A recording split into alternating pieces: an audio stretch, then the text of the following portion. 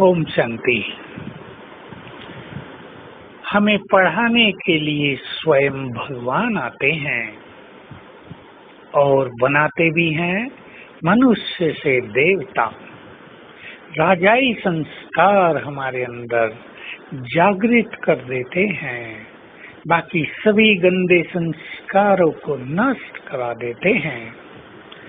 तो ईश्वरीय मार्ग पर चलने वालों को स्वयं से चिंतन करना चाहिए कि मेरी चाल चलन, मेरे मैनर्स बहुत ही रॉयल होने चाहिए।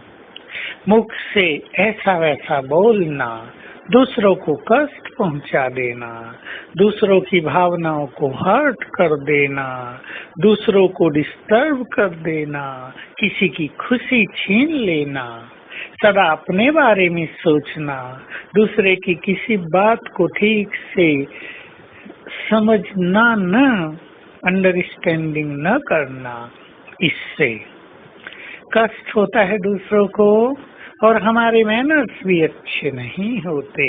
जब भी बाबा की मुरली में ये आता है कि बच्चे किसी को दुख न दो, तो ऐसी आत्माएं या तो ये रियलाइज ही नहीं कर पाती कि हम किसी को दुख देते हैं, और अगर कोई रियलाइज करते भी हैं तो वो स्वयं को चेंज नहीं कर पाते। थोड़ी देर तक रियलाइजेशन होता है, संकल्प भी होता है कि आगे से हम कटुवाणी नहीं बोलेंगे, हम किसी को सताएंगे नहीं। मनुष्य को पता नहीं चलता, परंतु वो ऐसा कर नहीं पाता, अपने को चेंज नहीं कर पाता। एक उदाहरण ले लें, एक ही कमरे में बहुत सारी बहनें विश्रामरत हैं। 11 बज गए हैं।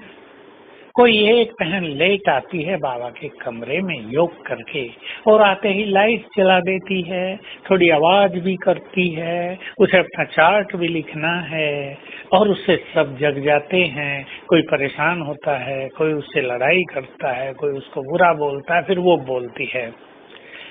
अगर जरा सा यहाँ पर अपने को चेंज कर लिया जाए कि हम दूसरों का भी ध्यान रखें, और कहीं जाकर भी ये काम किया जा सकता है, या थोड़ा हम जल्दी आ जाएं, योग बाद में जाकर कर लें।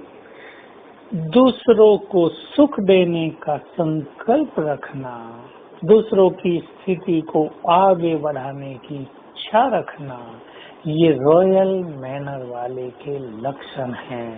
कोई माता मेरे पास आती है, मैं बहुत साल से ज्ञान में हूँ, लेकिन मुझे वैसा सुख नहीं मिलता जैसा मिलना चाहिए, जिसकी हम कामना करते हैं, जिसका वर्णन सभी करते हैं। मैं उसको देखता हूँ, चेहरे पर स्पष्ट है, उसने बहुतों को कष्ट दिया है, उनके निगेटिव वाइब्रेशंस अब इसको कष्ट पहुंचा रहे हैं।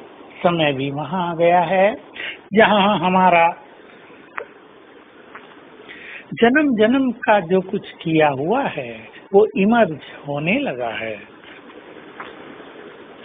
मैंने उनको कहा, उन सभी आत्माओं से क्षमा याचना करो जिनको कष्ट दिया है। बोली, इस जन्म में भी क्या?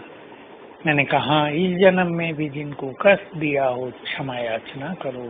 कहा, मैं मुख पर बोलूं, मुख से बोलूं लज्जा आएगी, मन से कर सकती हूँ, चलो मन से ही सच्चे मन से करो। लेकिन हजारों वर्ष से जिनको हमने कष्ट पहुंचाया है, उनके बैड वाइब्रेशंस हमको निरंतर कष्ट पहुंचा रहे हैं, इसलिए हम उन सब से क्षमा याचना भी करेंगे। और रोज सवेरे उठकर कल से ही 7 बार सच्चे मन से, मैं आत्मा सुख स्वरूप हूँ, मैं बहुत सुखी हूँ, मैं बहुत सुखी हूँ, चले अंतर मन की गहराई में और इस संकल्प को भर दें।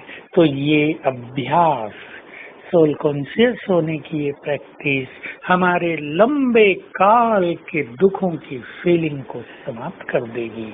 तो हम आज संकल्प करें, हमें सबको सुख देना है, हम तो सुखदाता के बच्चे हैं और ग्लोब पर खड़े होकर हमें सभी के दुख हरने के लिए उन्हें वाइब्रेशंस देने हैं। विशेष इस स्वमान से मैं मास्टर दुख हरता सुख करता हूँ और मुझसे चारों ओर वाइब्रेशंस फैल रहे हैं, सभी के कष्ट मिट रहे हैं। ओम शांति।